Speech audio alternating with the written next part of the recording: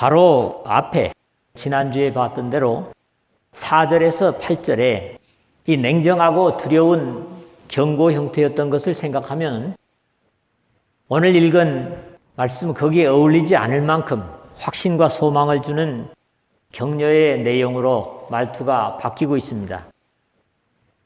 행여라도 버려지고 불태워지는 앞에 부정적인 일에 너무 낙심하고 절망할 것을 생각하고 오히려 하나님의 불변하시는 언약에 확신을 가질 것을 당부하는 말씀이죠. 사람들은 음식을 먹고 살지만은 한편으로는 소망을 먹고 산다. 그런 동물과는 다른 존재들입니다. 어떤 절망과 어두움 속에서도 소망을 찾아서 격려하고 희망을 놓지 않으려는 자세는 어쩌면 사람들에게 당연한 것입니다. 믿음의 사람 바울도 하나님을 여러 가지로 표현하고 있지만 무엇보다도 소망의 하나님으로 증거하고 있습니다. 소망의 하나님이 모든 기쁨과 평강을 믿음 안에서 너희에게 충만하게 하사 성령의 능력으로 소망이 넘치게 하시기를 원하노라. 로마서 15장 13절에 말씀하고 있죠. 그럼에도 모든 사람에게 한결같이 필요한 소망은 참된 소망과 허황된 소망, 즉 아무 가능성도 없는데 억측으로 만들어서 스스로를 위로하는 거짓된 그런 소망, 전혀 다른 두 가지 소망이 존재합니다. 참된 소망은 바람직하고 모두를 살리는 것이라면 거짓된 소망은 속이는 것이고 결국은 죽이는 것이기 때문에 이것을 구분하는 것이 우리에게 대단히 중요합니다. 이제 이 히브리서의 저자는 진정한 소망이 없는 이 죄와 죽음의 세상에 예수 그리스도의 희생의 구속으로 말미암아 참된 소망을 제시하면서 이 소망은 점점 확실하고 풍성한 소망으로 최종적으로는 반드시 언약하신 영광에 들어가게 될 것을 확신시키고 있습니다. 다음 시간에도 역시 이 소망을 다루게 되겠지만 꾸며진 거짓 소망은 절망적인 상황에서는 희미해지고 잃어버리는 반면에 복음으로 인한 참된 소망은 환난이나 어려움을 당할 경우에는 더욱 견고해지고 확실해짐을 다음 시간에 증거하고 있습니다. 이왕에 소망의 하나님을 믿는 여러분들이라면 여러분들의 소망이 쇠하지 않고 참된 소망으로 늘 충만해서 기쁨과 감사로 주님을 섬기는 삶이 되시기를 주님의 이름으로 부탁을 드립니다.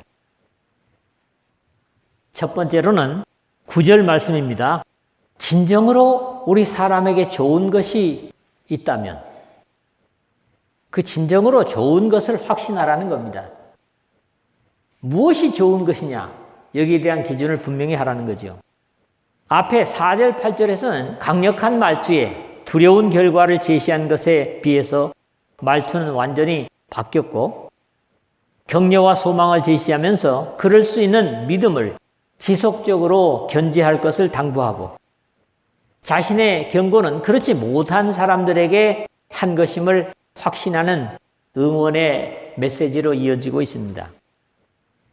어느 때나 배도자, 믿음을 저버리는 자들은 있었고 그것은 하나님이나 그의 백성들이 원하는 것은 아니었습니다.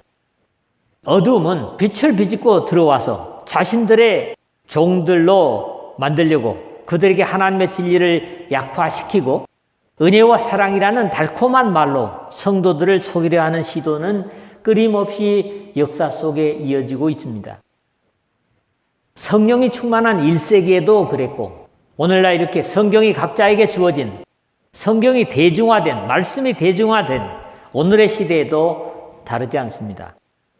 그러나 어려운 가운데서도 진리를 순종하려고 애쓰는 진리의 백성들에게는 언제나 격려와 위로가 담긴 사랑의 고백이 쉬지 않습니다. 배도자들을 한바탕 책망한 후에 이제 돌이켜 참 하나님의 백성들에게 애정어린 말투로 지금까지 해왔던 말이 결코 너희들을 향해서 한 것이 아님을 확인시키는 내용이기도 합니다. 그것이 바로 사랑하는 자들아, 우리가 이같이 말하나 라고 자신의 한 두려운 협박처럼 들리는 표현은 하나님의 사랑을 의지하고 사랑하려고 해서는 신실한 사람들에게 한 것이 아님을 확인합니다. 너희에게는 이보다 더 좋은 것이라는 표현을 중간에서 보는데, 사실은 앞에서는 좋은 것을 말하지 않았기 때문에 비교하는 것처럼 들리기는 하지만 비교하려는 것이 아니라 완전히 다른 것을 말하려는 겁니다. 즉 버림을 당하고 저주함에 가까워 그 마지막은 불사람이 되는 것과는 지난 앞절의 8절 보는 것처럼 비교조차 할 수 없는 진정으로 좋은 것을 제시하려는 겁니다. 죄의 사람들은 사실에 있어서 진정으로 자신에게 좋은 것이 무엇인가도 알지 못합니다.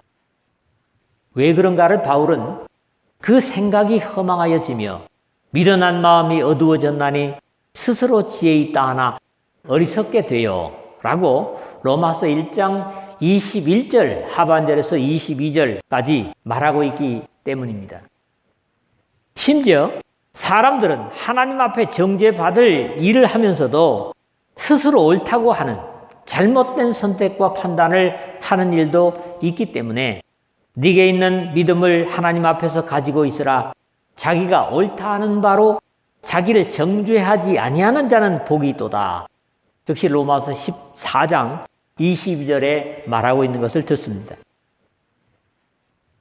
이만큼 우리의 바른 선택이 중요한데 죄성의 사람 스스로는 절대로 바른 선택을 할 수 없고 하나님의 은혜로 하늘로부터 거듭난 바른 가치관을 가진 사람이라야 현재의 세상이나 영원한 세계에서 참으로 좋은 것, 옳은 것을 선택할 수 있게 됩니다.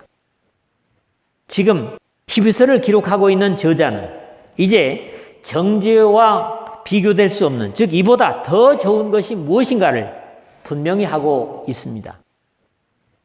그것이 이어지는 곧 구원에 속한 것이 있음을 확신하노라 하는 증거입니다.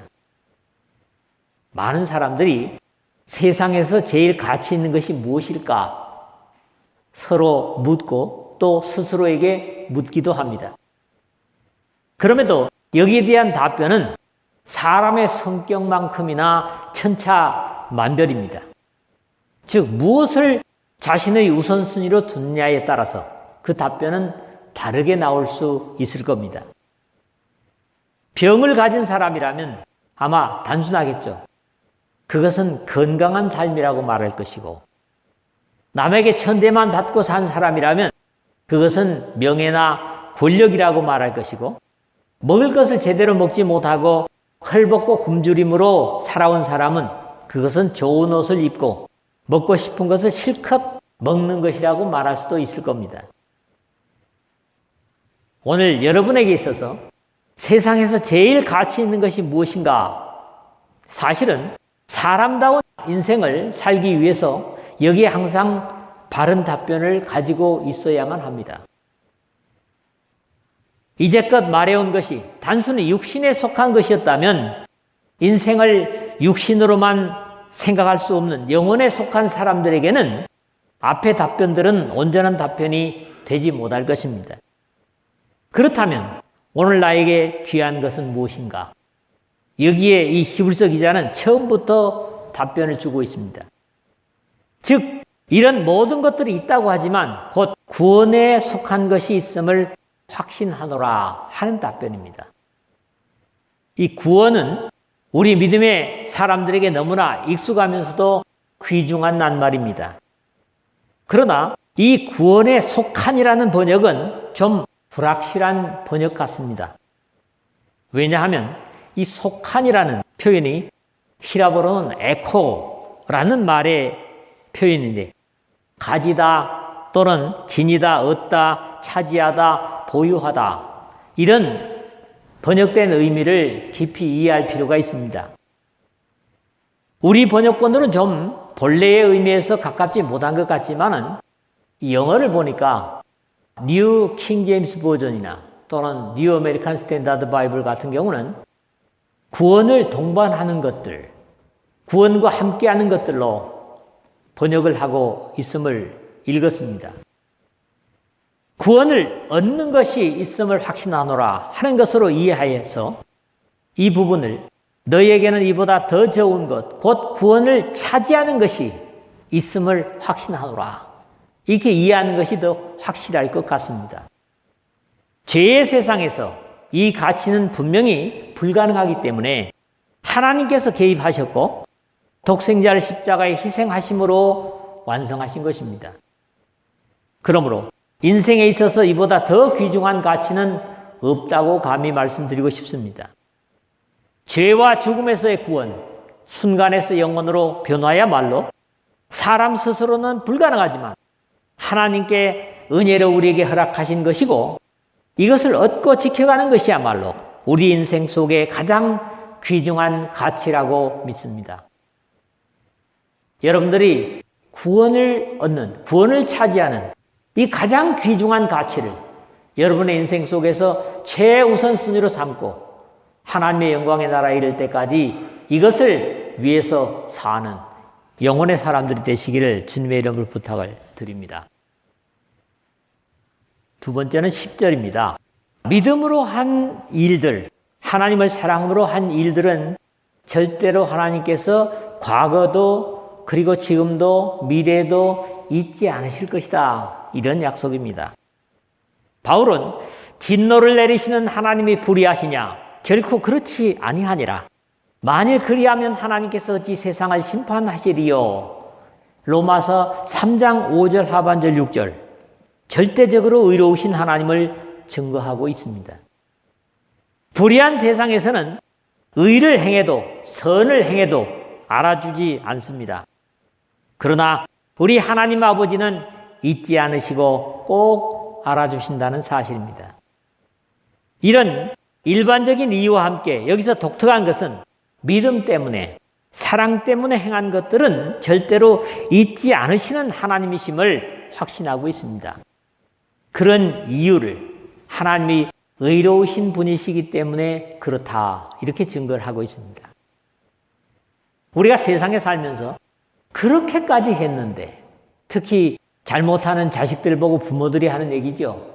내가 지네들을 위해서 얼마나 희생을 하고 애썼는데 수고와 희생한 것에 대한 아쉬움과 되갚지 못하는 사람들에 대해서 서운해하는 일들을 들어봅니다. 그런 이유에서 이런 안타까운 경험들을 하였다면 더욱 하나님을 의지하고 의식하며 일하고 섬길 필요가 있습니다. 하나님은 믿음 때문에 행한 어떤 일도 사랑도 잊어버리시는 분이 아니십니다. 아니, 절대로 잊지 않으시는 분이십니다. 행한 일뿐만 아니라 자신의 백성을 절대 잊지 못하시는 분이십니다. 여인이 어찌 그 젖 먹는 자식을 잊겠으며 자기 태어난 아들을 긍휼히 여기지 않겠느냐. 그들은 혹시 잊을지라도 나는 너를 잊지 아니할 것이라. 이사야서 49장 15절인데 모유 수유를 하는 어머니가 저 집 이렇게 불러오면 아기를 생각하지 않고는 배길 수 없는 그런 어떤 과거의 상황을 통해서 이 말씀을 우리가 깊이 이해할 수가 있습니다. 바울은 하나님은 미쁘시니라 고린도전서 1장 9절이라든가 고린도서 1장 18절에 선언해서 하나님은 절대적으로 믿음직한 분이심을 증거합니다. 이 히브리서도 나중 10장 23절에서 또 약속하신 이는 미쁘시니 우리가 믿는 도리의 소망을 움직이지 말며 굳게 잡고라고 해서 오늘 내용과 같은 격려를 주고 있습니다. 먼저는 하나님이 불의하지 않으신 분이시기 때문에 너희 행위와 그의 이름을 위하여 나타낸 사랑을 과거부터 지금은 물론이고 미래에도 행한 일들의 대가를 절대로 잊으실 분이 아니시기 때문에 계속해서 믿음을 삶으로 나타낼 것을 격려하는 겁니다.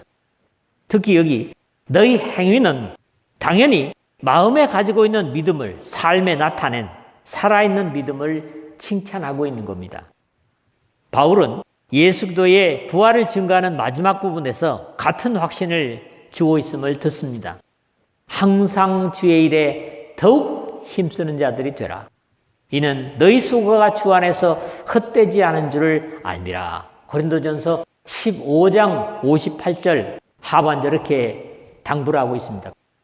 비록 구약의 신앙의 사람이지만 하나님께 대해서 같은 믿음을 가지고 있었던 다윗도 주를 두려워하는 자를 위하여 쌓아두신 은혜, 곧 죽게 피하는 자를 위하여 인생 앞에 베푸신 은혜가 어찌 그리 큰지요. 시편 31편 19절에 감격하는 것을 듣습니다. 여기서도 가볍게 지나칠 수 없는 것은 이미 성도를 섬긴 것과 이제도 섬기고 있는 것을 잊어버리지 아니하시느니라 한 겁니다. 하나님을 섬기는 것이 아니라 하나님 편에서 세상과 구별되어 거룩한 삶을 사는, 그래서 어려운 성도들을 섬긴 것과 섬기는 것이라고 말하는 것입니다. 사실 우리가 연보를 드리는 것도 하나님께 드리는 것이지만 성도를 위해서 드리는 것이라고 증거하는 것을 볼 수 있습니다. 바울 사도가 마게도냐와 아가야에서 예루살렘 성도들을 위해서 마련한 연보를 가져가면서 하는 말이, 그러나 이제는 내가 성도를 섬기는 일로 예루살렘에 가노니, 로마서 15장 25절에 그렇게 고백을 합니다. 고린도 교회를 향해서도 성도를 섬기는 일에 대하여는 내가 너희에게 쓸 필요가 없나니, 고린도후서 9장 1절에 연보를 드림이 바로 성도를 섬기는 일이라고도 표현하고 있습니다. 우리는 섬김을 받은 일에 대해서 쉽게 잊어버리는 것이 사실이지만 우리 하나님은 섬긴 것과 이제도 섬기고 있는 것을 잊어버리지 아니하시느니라 그렇게 확인합니다. 모든 것을 현재로 보시는 하나님께는 과거의 섬김도 미래의 섬김도 잊어버리지 않으시고 대가를 준비하시는 하나님이십니다.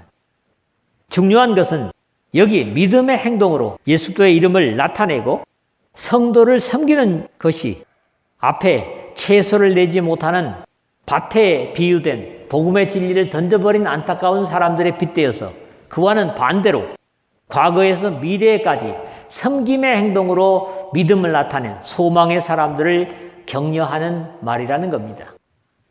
분명히 일하고 섬기는 것은 쉬운 게 아닙니다. 그럴지라도 그것은 하나님이 잊지 않으시는 겁니다. 하나님을 섬기는 것 못지않게 성도를 섬기는 것을 귀하게 여기는 하나님이심을 믿으시기를 주님의 이름으로 부탁을 드립니다. 세 번째 11절, 12절은 불변하는 소망을 더욱 키워라. 변치 않은 소망을 더욱 크게 가지라. 그런 내용입니다. 가장 절망적인 상황에서 끝까지 믿음을 견지해서 마침내 하나님의 약속의 성취를 본 사람이 다음 주에 다루게 될 아브라함으로부터 믿음의 선진들입니다. 대부분의 하나님의 언약을 받은 사람들이 한결같이 당시의 상황에서는 그 언약이 이루어지리라는 소망을 지속적으로 지켜갈 수 없는 것처럼 보였지만 결국에 가서는 받아 누리고 마는 것처럼 같은 약속의 대상이라면 역시 그와 같아야 한다는 점을 강조하고 있습니다. 저자는 예수 그리스도로 말미암아 믿음으로 인해서 구원의 예수 그리스도의 이름을 나타내고 성도들을 섬기는 같은 영적인 부지런함을 이 땅의 영광을 가지고 다시 오실 예수 그리스도를 기다리는데도 나타내고 지켜갈 것을 일반적인 바람이 아니라 간절히 소원한다고 말하고 있습니다. 저도 여러분들의 그런 소망을 갖습니다. 신앙을 이끄는 지도자들은 자신이 가르치는 믿음이 어느 한 곳에 집중되는 것보다는 고루고루 성장하고 삶 속에 실현되기를 바라는 것은 자연스러운 것이고 또 당연히 그래야 할 것입니다. 이 세상의 사람들과 구별된 거룩한 삶을 지향하면서도 그것이 지나쳐서 그렇지 못한 지체들을 가볍게 여기거나 이 땅에서의 성도된 의무를 제대로 하지 못한다면 역시 균형 있는 믿음이 되지 못할 것입니다. 이 히브리 출신의 그리스도인들이 이 땅에서의 사람들에게 해야 할 섬김은 잘 감당하면서 다가올 하늘의 영광을 맞을 준비를 가볍게 여겨도 안 될 것이고 반대로 너무 하늘의 영광의 가치를 기대하면서 이 세상에서 해야 할 역할을 가볍게 여기는 것도 옳지 않은 것입니다. 우리가 간절히 원하는 것은 너희 각 사람이 동일한 부지런함을 나타내어 11절 상반절에 그랬죠. 섬김에 최선을 다하는 부지런함을 미래의 소망에도 같이 가지는 것이 쉬운 것은 아니지만 영혼의 사람이지만 육신을 입고 사는 그리스도인들에게 어느 것에 치우치지 않는 동일한 열심이 필요합니다. 또 마음에 가진 믿음을 삶에 온전히 나타내고 믿음이 아닌 자신의 노력과 의지로 나타내고 하는 선한 열심도 역시 바람직하지 못합니다. 이런 이유에서 우리의 가치와 이유가 온전히 믿음에서만 나와야 하는 겁니다. 우리 시대의 대부분의 그리스도인들이 하늘에 대한 소망도 희미하고 그런 이유에서인지 이 땅에서의 성도로서의 삶도 부정확하고 심지어는 육신의 일은 육신의 일이기 때문에 그것에 믿음의 잣대를 적용하는 것 자체를 거부하는 안타까움을 보이는 사람들도 있습니다. 쉬운 것은 아니지만 하늘의 시민이라면 세상에서의 삶도 하늘의 가치를 그대로 적용하는 삶이 되어야지 세상의 일이기 때문에 믿음의 원리가 아닌 세상 사람들과 똑같은 잣대로 대하는 것은 이중적인 것으로 하나님의 신령한 백성들에게는 바르지 못한 겁니다. 이런 이유에서 믿음의 삶은 쉽지 않고 사람의 노력이나 힘으로 감당하려고 하는 것은 불가능합니다. 이 히브리서에 나타나는 믿음의 사람들은 그렇게 산 사람들이 아니라 하늘의 가치를 가지고 하나님의 백성됨으로 살려고 하는 것이 세상에서 어리석게 보이긴 할지라도 참으로 그렇게 살려고만 한다면 하나님의 성령께서 함께 하실 것이기 때문에 이런 사람은 세상에 감당하지 못하였느니라. 뒤에 가서 11장 38절에 이 히브리서가 말하고 있습니다. 하나님의 능력을 힘입고 성령을 힘입어 사는 사람들은 세상의 원리가 아닐지라도 반드시 승리케 하신다는 약속인 거지요. 또 이렇게 소신을 가지고 살 때 끝까지 소망의 풍성함에 이르러 11절 하반절에 한 것처럼 하늘의 약속은 더욱 분명하게 될 것이고 그러므로 너희 마음의 허리를 동이고 근신하여 예수 그리스도께서 나타나실 때에 너희에게 가져다 주실 은혜를 온전히 바랄지어다 하는 베드로전서 1장 13절의 격려를 누릴 수가 있을 것입니다. 소망의 풍성함 그랬는데 앞에서도 거론한 바 있지만 사람들이 가지는 소망은 대부분 스스로의 위안이나 기대들로 불확실한 것이 대부분입니다. 그렇기 때문에 이러한 소망이 한 인생의 끝날 때까지 지켜지는 것이 불가능하고 역사의 마지막까지 꼭 같은 확신으로 갈 수가 없습니다. 마치 믿음의 사람들이 비전이라고 하는 말을 많이 사용하는데 이것 역시 하나님께서 되어질 일을 그 백성들에게나 그의 종에게 보여주시는 이상이나 비전이라고 할 수 있음에도 사람들이 바라고 기대하는 것들을 비전이라는 이름으로 나타내기를 좋아합니다. 그래서 비전 센터라는 이름도 참 많죠. 그래서 어떻습니까? 사람이 중심이 되기 때문에 사람에게 있어서 능동적인데 아마 이 비슷한 예가 될 것 같습니다. 중요한 것은 하나님이나 그분의 약속 그리고 말씀이 주체가 되시는 것이 아닌 사람 자신이 주체가 되는 것은 다 온전치 못한 것이며 또 오래가지도 못할 것입니다. 요한한 사람들이 하나님으로부터 받은 것만이 참된 것이며 영원한 것입니다. 이러한 은혜의 역사를 위해서 부지런할 것을 권면하는 내용이 오늘 마지막 말씀입니다. 코로나19가 마무리되어 가고 다시 신앙을 회복해 가야 할 우리에게 귀중한 권면의 말씀이라고 여겨집니다. 게으르지 아니하고 믿음과 오래 참음으로 말미암아 12절 상반절 그랬습니다.